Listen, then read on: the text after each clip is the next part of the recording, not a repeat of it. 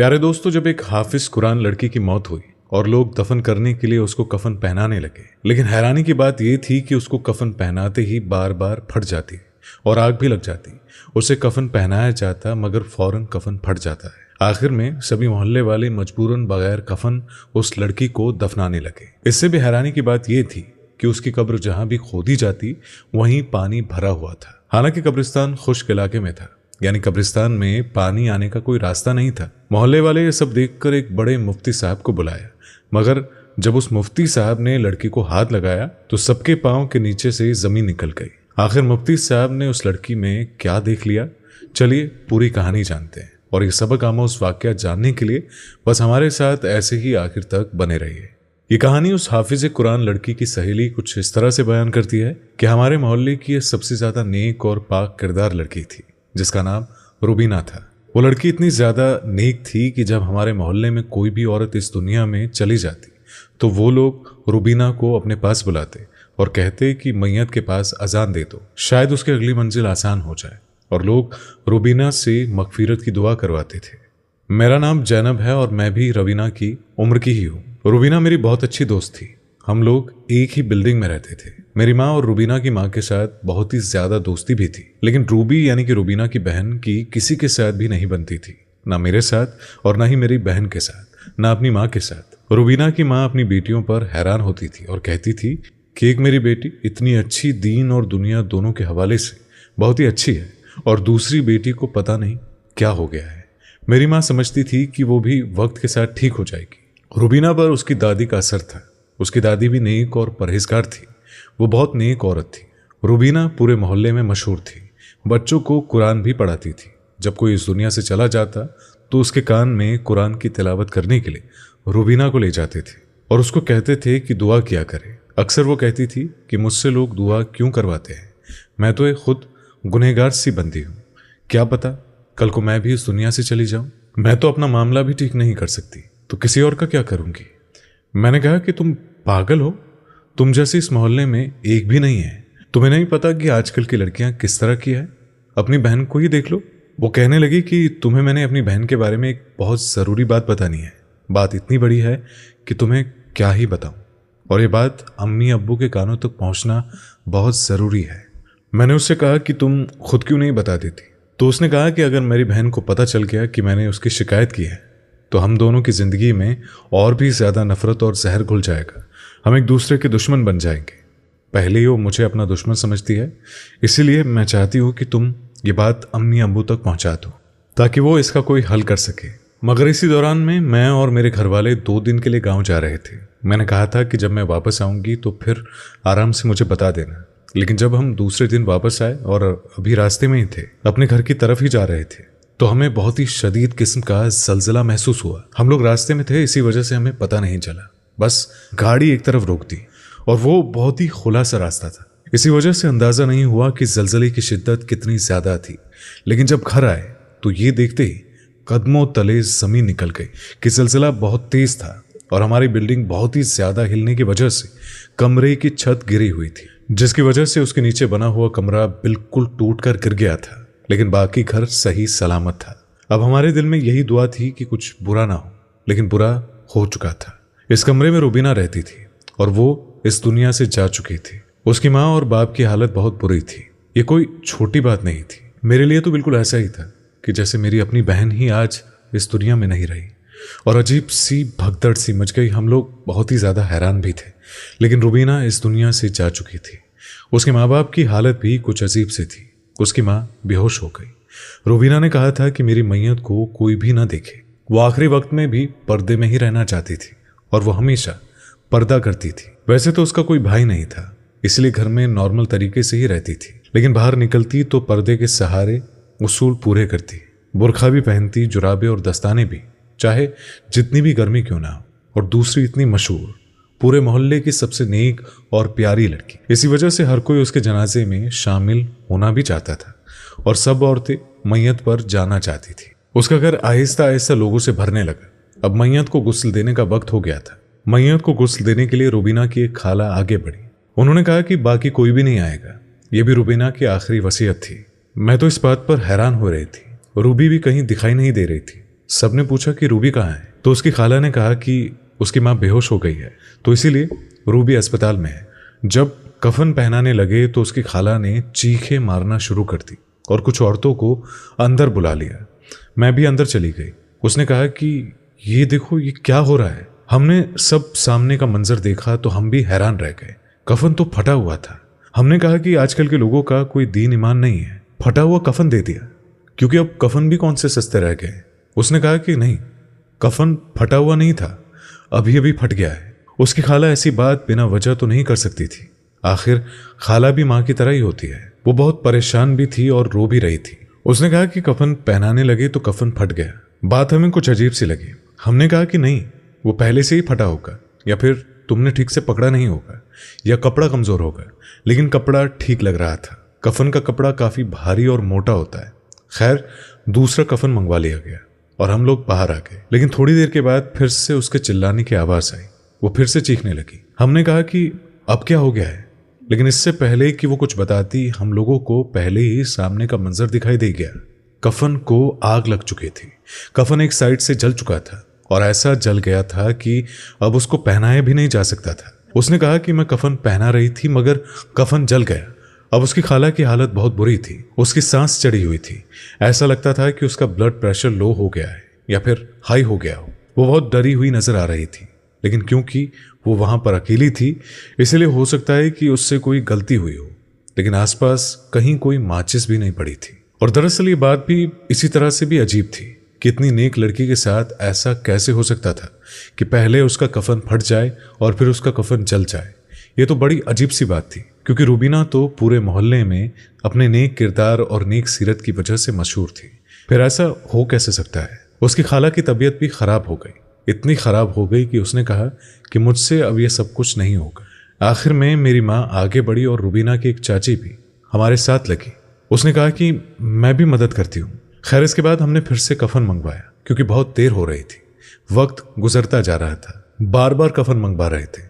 मैयत को कफन पहनाने में कितना वक्त लगता है, लेकिन यहाँ पर तो वक्त गुजरता ही चला जा रहा था। फिर से कफन मंगवाया गया और इस दफा मैंने जो मंजर देखा, मैं उसे देखकर हैरान रह गई। मैंने अपनी आंखों से देखा कि कफन फिर से फट गया है। एक तरफ से कपड़ा हटाया तो बिल्कुल ठीक था।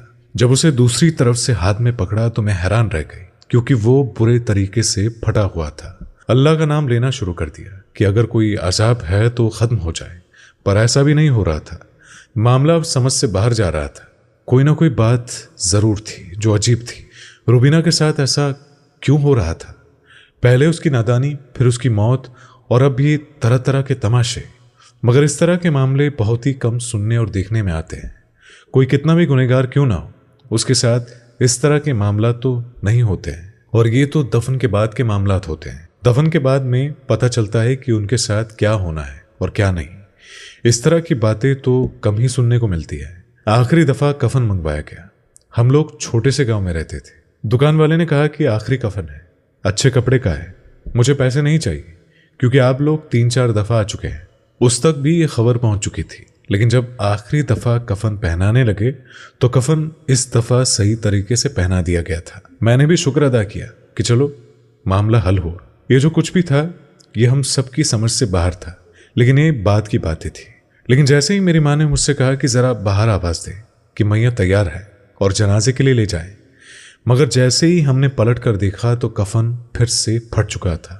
और इतना फट चुका था कि इस तरह से मैयत को बाहर नहीं भेज सकते थे। अब तो मेरी माँ भी डरने लगी और उसने मुझे कहा कि चल बेटी, यहाँ से चलते हैं, यहाँ पर कोई बहुत बड़ा अजाब आ रहा है, कहीं हम पर भी असर पड़ जाए। मैंने कहा कि रूबीना मेरी बहन जैसी थी, मैं नहीं जाऊंगी। रात हो गई तो फैसला किया गया कि बिना कफन के ही मैयत को दफना दिया जाए, क्योंकि बहुत वक्त गुजर चुका था। जब मैयत को हटाने लगे तो एक मामला सामने आया कि मैयत बहुत वक्त तक चारपाई पर पड़े रहने की वजह से चारपाई के साथ चिपक गई थी, और इस तरह से चिपक गई थी कि मामला बहुत ज्यादा खराब हो गया था। यहां पर सब कुछ बुरे से बुरा क्यों होता जा रहा था? अब तो मेरे दिल में भी सवाल आने लगे थे। मैंने कहा कि रूबीना, तुम तो ऐसी नहीं थी, फिर तुम्हारे साथ ये सब कुछ क्यों हो रहा है? सब लोग ये कह रहे थे कि लगता है कि ये लड़की जानबूझकर कुछ करती थी। कुछ लोग कह रहे थे कि ये लोगों से पैसे लेती थी, लोगों के घर जाने के लिए पैसे लिया करती थी, इसी वजह से इसके साथ ये सब हो रहा है। तो कुछ लोग कहते थे कि बड़ी खूबसूरत थी, हो सकता है बुरखा सबके सामने पहनती हो, बाद में पता नहीं क्या कुछ करती हो। उसने कोई आशिक यार बना रखे हो जिनकी वजह से ये सब कुछ हो रहा है। बड़ी वाली मस्जिद के इमाम और मुफ्ती साहब को बुलाकर लाने की बात हुई कि वहीं आकर बताएंगे कि मामला क्या है और वही दुआ करेंगे, शायद मामला हल हो जाए। कहते हैं कि अगर ऐसा किसी के साथ हो रहा है तो कोई अल्लाह का नेक बंदा अगर दिल से दुआ कर दे तो वक्ती तौर पर वह अज़ाब खत्म हो जाता है। बस इतना हो जाता है कि किसी तरह मैयत को दफना दिया जाता है। फिर उसके बाद जो कुछ होना था वो उसका और अल्लाह का मामला है।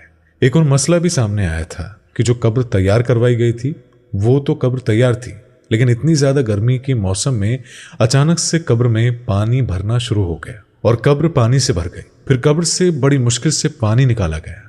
ये दिन हम सब गांव वालों के लिए एक अजीब सा दिन था। हम लोग हैरान थे, परेशान थे। जो कुछ भी हो रहा था हमारी समझ से बिल्कुल बाहर था। मुफ्ती साहब का नाम अब्दुल रहीम था और वो बहुत ही ज्यादा पहुंचे हुए बुजुर्ग थे। उनको बगल वाले गांव से बुला लिया गया और वो भी रूबीना के बारे में जानते थे। उन्होंने ही रूबीना को कुरान पाक पढ़ाया था। मुफ्ती साहब ने कहा कि मुझे तो कब से खबरें पहुंच रही थी कि बार बार ये हो रहा है, लेकिन मैं किसी ऐसे मामले में बोलना नहीं चाहता था और आप लोगों ने मुझे बुला लिया है तो मैं देखता हूं कि मैं क्या कर सकता हूं। मैयत को सही तरीके से ढक दिया गया और उनको बुलाया गया। उन्होंने सबसे कहा कि आप लोग भी कुछ ना कुछ पढ़े और उसका सबाब रूबीना की रूह को भेजे ताकि अगर उस पर कोई अजाब आ रहा है तो वो खत्म हो जाए। लोग तस्बीह करने लगे, लेकिन उसके बाद जो यहाँ पर हुआ वो देखकर हम सब लोग हैरान रह गए, क्योंकि मुफ्ती साहब जैसे ही दुआ करने लगे उनका हाथ मैयत पर लग गया और जिस कपड़े से उसके चेहरे को ढका गया था वो कपड़ा मैयत के चेहरे से ऊपर से हट गया। और जैसे ही हमने देखा कि मैयत के साथ क्या मामला है, हम लोग हैरान रह गए थे। ये तो रूबीना ही नहीं थी, ये तो रूबी थी। फिर रूबीना कहाँ थी? सब हैरान रह गए। जब से वो मामला हुआ था, जब से जलजला आया था, रूबी को किसी ने नहीं देखा था। सबने कहा था कि वो अपनी माँ के पास है। मैंने अपने भाई को फौरन अस्पताल भेजा और कहा कि वहां जाकर पता करो और मुझे फोन पर बताओ। उसने मुझे वहां पर फोन करके बताया कि यहाँ पर तो रूबी है ही नहीं और रूबी की माँ भी एडमिट नहीं है। ये क्या तमाशा था? ये क्या खेल था? ये लोग कौन सा खेल खेल रहे थे? उसका मतलब ये कि रूबीना नहीं, रूबी थी और ये सारे अजाब रूबी पर आ रहे थे। फिर मुझे रूबीना की भी बात याद आई जब उसने कहा था कि रूबी कुछ बहुत बुरा कर रही है और ये बात हमें अब्बू को बताना बहुत जरूरी है, नहीं तो कुछ बुरा हो जाएगा। मेरे दिल में एक उम्मीद जगी थी कि अगर ये रूबीना नहीं थी तो मतलब कि रूबीना जिंदा है। उसके वालिद को बिठा लिया गया है और सारे मोहल्ले वालों ने सवाल किया कि तुम क्या कर रहे हो? तुम्हारी एक बेटी मर चुकी है तो उसको उसके नाम से दफनाने का इंतजाम क्यों नहीं कर रहे? दूसरे का नाम क्यों लगा रहे हो? तो उसने कहा कि मेरी एक नहीं, 2 बेटियां इस दुनिया से चली गई है। रूबीना भी इस दुनिया से चली गई है, लेकिन उसे हम लोगों ने सुबह ही उसके नाना के यहाँ भिजवा दिया था और वहां पर उसकी तदफीन भी हो गई है। सब कह रहे हैं कि उसकी कब्र से खुशबू आ रही है। उसके चेहरे पर मुस्कुराहट थी क्योंकि वो एक बहुत ही नेक लड़की थी। लेकिन रूबी के साथ तो यही सब कुछ होना था क्योंकि वो जलजला भी उसी की वजह से आया था। रूबी भी हमारे हाथों से निकल चुकी थी। हमें रूबी ने बताया कि वो बहुत गलत काम कर रही है। वो बहुत से लोगों से ताल्लुक रखती है और वही काम कर रही है जो किसी तवाइफ खाने में होता है, लेकिन वो ये काम घर बैठकर कर रही थी और उस रात भी इसने घर में किसी को बुलाया था। हम लोग कहीं गए हुए थे, घर पर सिर्फ रूबीना थी। रूबी ने किसी आदमी को बुला लिया और दरवाजा बंद कर दिया। रूबीना दरवाजे के बाहर खड़ी रही, दरवाजा बजाती रही और रूबी ये कहती रही कि नहीं, ऐसा मत करो, ऐसे गंदे काम करके घर को तवाइफ खाना मत बना, बाज आ जाओ, ये तुम कैसी हरकतें कर रही हो। लेकिन वो नहीं मानी। यहां तक कि सुबह हो गई और सुबह सुबह इतना तेज जलजला आया कि वो तीनों ही दुनिया से चले गए। लड़के के माँ बाप उसे उठाकर ले गए और हम लोगों ने जब रूबी की मैयत को देखा तो हम समझ गए कि इसके साथ यही होने वाला है, क्योंकि इस वक्त ही उसका अजाब शुरू हो गया था। उसका चेहरा अजीब सा हो गया था, इसीलिए हमने चेहरे को छुपा दिया और अपनी इज्जत बचाने की खातिर ये झूठ बोला कि ये रूबी नहीं, रूबीना है। और रूबीना की मैयत तो हमने पहले ही अपने नानी के घर वाले कब्रिस्तान में दफन करवा दिया। अभी हम सब पर जो ये मुसीबत आई है, ये मुसीबत हमारी बेटी की वजह से आई है। हम तो बहुत परेशान थे, बस जो हमें समझ में आ रहा था हमने वही कर दिया। मुफ्ती अब्दुल रहीम साहब ने कहा कि आपने बिल्कुल अच्छा नहीं किया। आपने अपनी एक बेटी की इज्जत बचाने के लिए दूसरी नेक बेटी की इज्जत को खराब किया, और वो भी तब जब वो दुनिया से पहले ही जा चुकी थी। आप अपनी बेटियों को क्या समझते हैं? एक बेटी के लिए दूसरी बेटी को बदनाम कर रहे थे, तो ऐसे में फिर उसकी नेक नियति का क्या फायदा? वो पूरे गांव में बदनाम हो चुकी है। फिर मुफ्ती साहब ने पूरे गांव वालों को सारा मसला बता दिया। रवीना के बाप ने मना किया कि यह बात किसी को ना बताई जाए, लेकिन मुफ्ती साहब ने कहा कि हम तो बताएंगे, और उन्होंने सबको सच बता दिया। उसके बाद सबने दुआ की और किसी तरीके से रूबी को मिट्टी के हवाले कर दिया गया। जैनब बताती है कि उसके बाद वो रूबीना की कब्र पर गई, जहां सच में बहुत अच्छी खुशबू आ रही थी, जिसको पहले कभी नहीं सूंघा गया था। इसी वजह से दोस्तों यही था आज का वाकया। आपको पसंद आया हो तो वीडियो को लाइक करके चैनल को सब्सक्राइब जरूर कर दें।